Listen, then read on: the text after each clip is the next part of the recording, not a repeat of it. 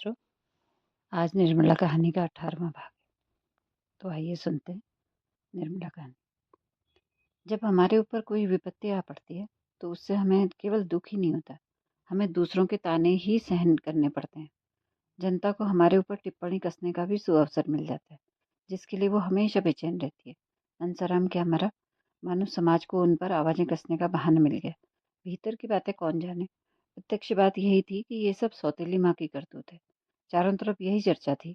ईश्वर न करे लड़कों को सौतेली माँ से पाला पड़े, जिसे अपना बना बनाया घर उजाड़ना हो, अपने प्यारे बच्चों की गर्दन पर छुरी फिरवानी हो, वो बच्चों के रहते हुए अपना दूसरा ब्याह करे।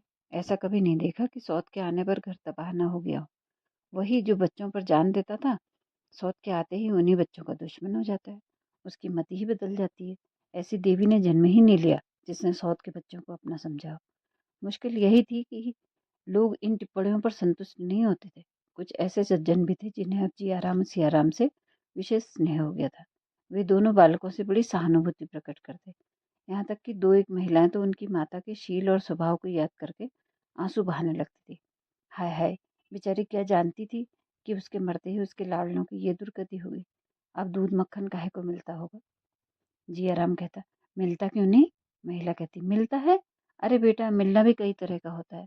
पनीर वाला दूध टके सिर मंगा कर रख लिया, पियो ना पियो कौन पूछता है। नहीं तो बेचारी नौकर से दूध धुआ कर मंगवाती थी, वो तो चेहरा ही कह देता है। दूध की सूरत छिपी नहीं रहती, वो सूरत ही नहीं रही। जियाराम को अपनी अम्मा के समय के दूध का स्वाद तो याद नहीं था, जो इस आक्षेप का उत्तर देता, और न उस समय की अपनी सूरत ही याद थी। चुप रह जाता। इन शुभाकांक्षाओं का असर भी पड़ना स्वाभाविक ही था। जयराम को अपने घर वालों से चिढ़ होती गई। मुंशी जी मकान नीलाम हो जाने के बाद दूसरे घर में उठाए तो किराए की फिक्र हुई। निर्मला ने मक्खन बंद कर दिया, वो आमदनी ही नहीं रही तो खर्च कैसे रहता। दोनों कहार अलग कर दिए गए। जयराम को ये कतर बेहद बड़ी बुरी लगी।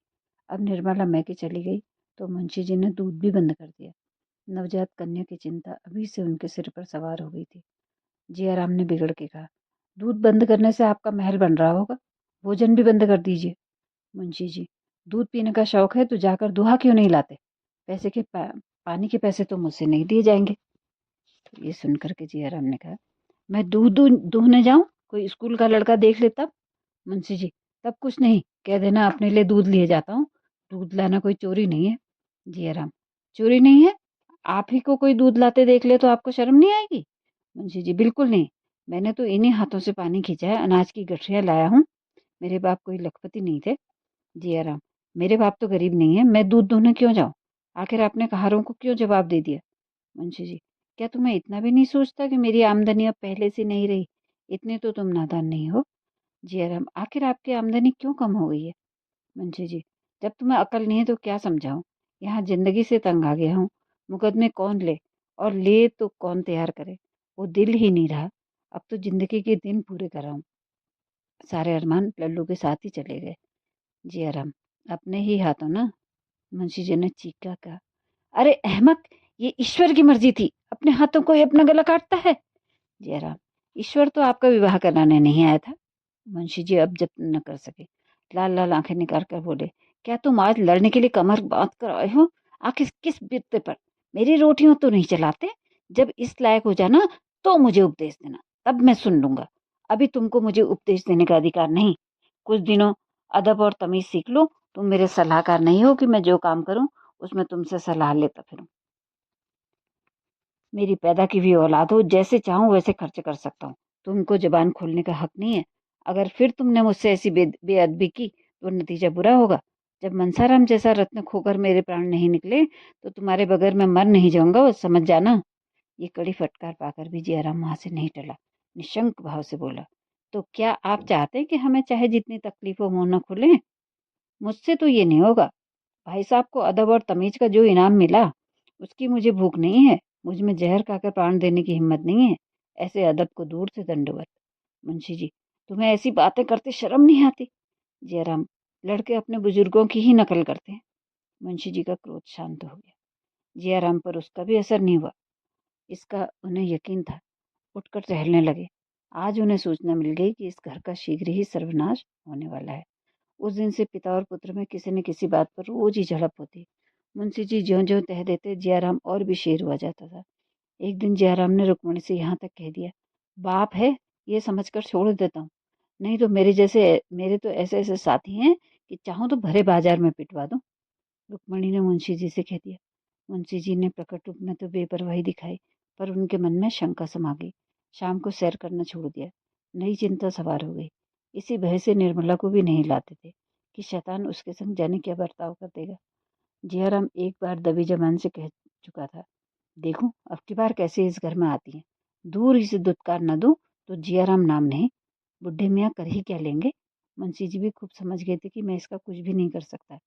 कोई बाहर का आदमी होता तो उसे पुलिस और कानून के शिकंजे में कसते। अपने लड़के को क्या कहें। सच कहा है, आदमी हारता है तो अपने ही लड़कों से।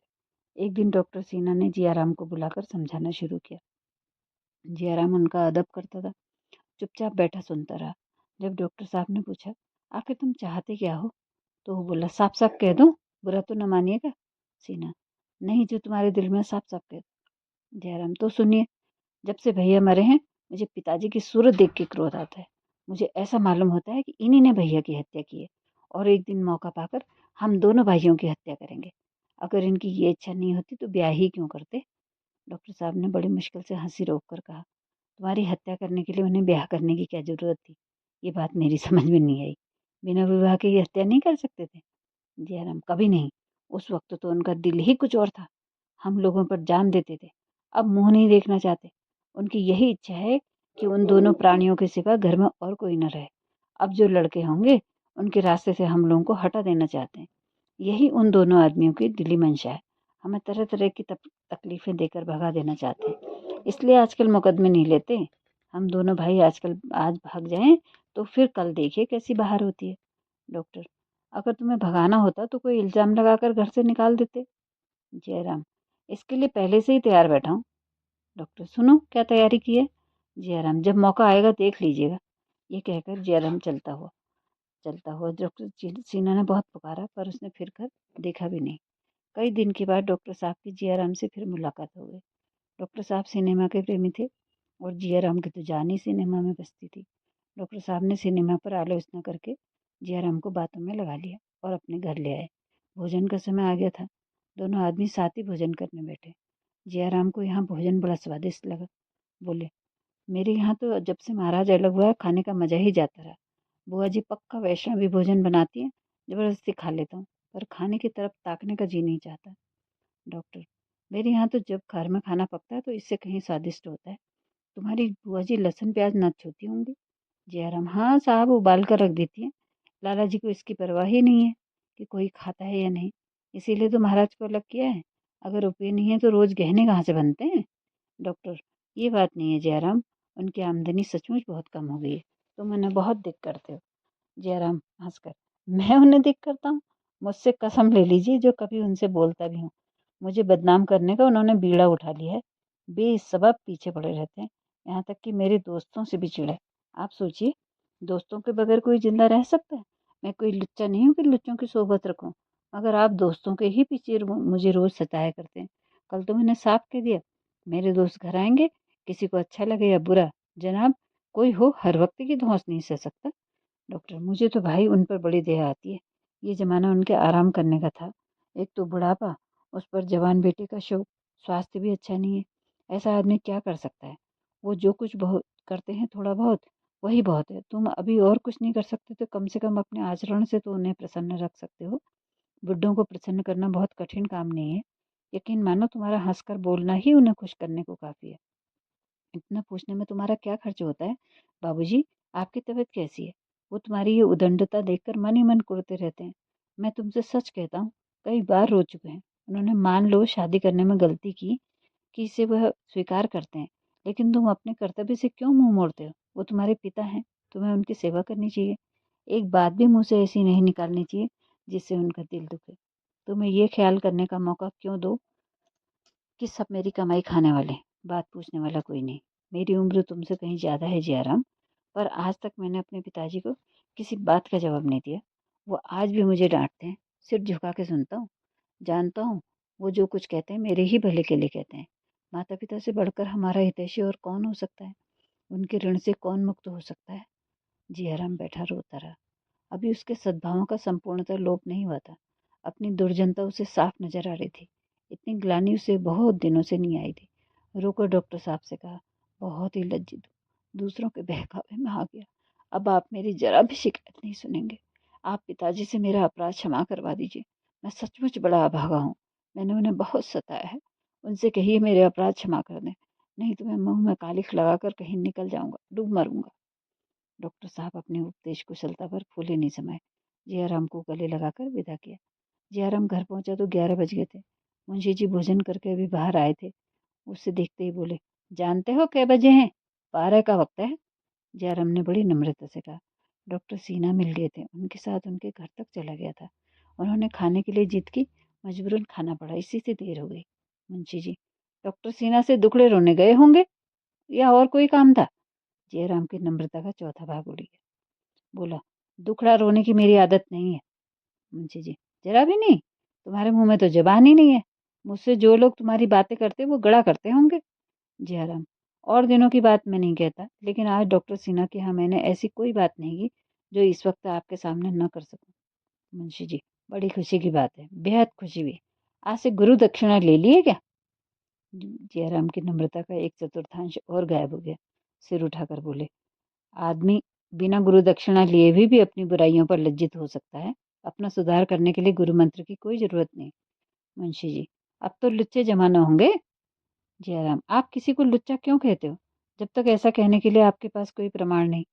मुंशी जी, तुम्हारे दोस्त सब लुच्चे लफंगे हैं, एक भी भला आदमी नहीं।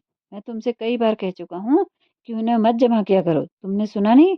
आज मैं आखिरी बार कह देता हूँ, अगर तुमने उन शोधों को जमा किया तो मुझे पुलिस की सहायता लेनी पड़ेगी। जयराम की नम्रता का एक चतुर्थांश और गायब हो गया। फड़क कर बोला, अच्छी बात है, पुलिस की सहायता लीजिए, देखें पुलिस क्या करती है। मेरे दोस्तों में से आधे से ज्यादा पुलिस के अफसरों के ही बेटे हैं। जब आप ही मेरा सुधार करने पर तुले हैं तो मैं व्यर्थ क्यों कष्ट उठाऊं। ये कहता हुआ जयराम अपने कमरे में चला गया और एक क्षण के बाद हारमोनियम के मीठे स्वरों की आवाज आने लगी। सहृदय सहृदयता का जलाया हुआ दीपक निर्दय व्यंग के एक झोंके से बुझ गया।